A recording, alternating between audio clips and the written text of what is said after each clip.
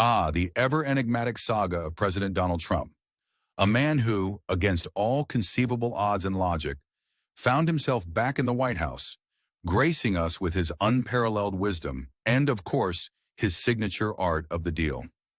Fresh from his latest escapade across the Middle East, Trump returns with a portfolio of agreements that, if nothing else, offer a masterclass in the theater of the absurd. First on the list is our dear ally, Saudi Arabia. Crown Prince Mohammed bin Salman, known for his progressive policies such as letting women drive, what a novelty, has signed a plethora of agreements with Trump. These include ventures in energy, investments, and defense, amounting to a jaw-dropping $600 billion. To put that into perspective, it's equivalent to the GDP of a small country, or perhaps the amount needed to keep Trump's hair perfectly coiffed in humid Riyadh. Among these deals is a commitment from tech giants like Google, Uber, and Salesforce to invest $80 billion in revolutionary technologies. One must wonder, what kind of revolution are we talking about here? Perhaps an app that automatically tweets at 3 a.m., or maybe a cutting-edge golf course management system? The possibilities are endless. Meanwhile, the U.S. is set to embark on ambitious projects in Saudi Arabia, including the King Salman International Airport in Qiddiya City.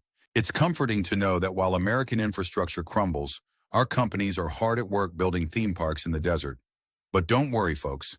The administration assures us these projects will generate a whopping $2 billion in U.S. service exports. That's right, $2 billion. Almost enough to fund a week of tax cuts for the wealthiest Americans. In a bold move, the U.S. and Saudi Arabia have secured a deal allowing cargo to move between Saudi Arabia and third-party countries without stopping in the U.S.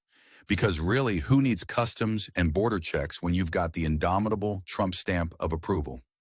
Moving right along to Qatar, where Trump's diplomatic finesse once again leaves us breathless. The most talked about aspect of this trip is the controversial plan for Doha to provide a jumbo jet expected to serve as Air Force One. This brilliant idea has united political adversaries like Ted Cruz and Bernie Sanders, proving that nothing brings people together quite like questioning the sanity of a Trump decision. Critics cite concerns over espionage, surveillance issues, and the small detail that Qatar isn't exactly known as a bastion of democratic values. As Senator Rick Scott eloquently put it, Qatar is not, in my opinion, a great ally. I mean, they support Hamas, but hey, who needs allies when you have business partners? Despite the uproar, Trump has secured deals worth $1.2 trillion with Doha, which includes selling American-made aircraft to Qatar Airways. Because nothing says strategic partnership like selling planes to a country you barely trust to watch your goldfish. And then there's the United Arab Emirates, where Trump managed to bag $200 billion in commercial deals.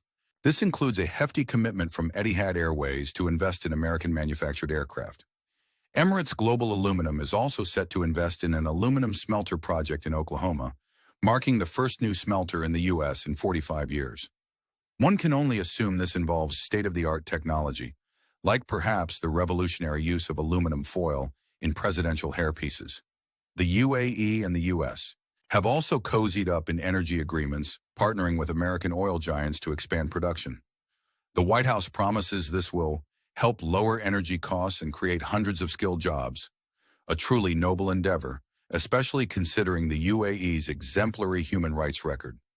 Just a friendly reminder, the next time you fill up your gas tank, remember to thank President Trump for his relentless pursuit of energy independence by way of Middle Eastern oligarchs. As Trump's triumphant return to Washington unfolds, one can only marvel at the artfulness of these deals. They may not make much sense, but they sure do make headlines. And isn't that what really matters? Before we wrap up this satirical journey through Trump's latest escapades, let's take a moment to reflect. What do you think of these historic agreements? Are they a stroke of genius or just another chapter in the grand Trumpian saga? We'd love to hear your thoughts in the comments below. And if you've enjoyed this ironic take on current events, don't forget to subscribe, like, and hit that notification bell for more sharp-witted news analysis. Stay tuned, folks. With President Trump in charge, the absurdity never ends.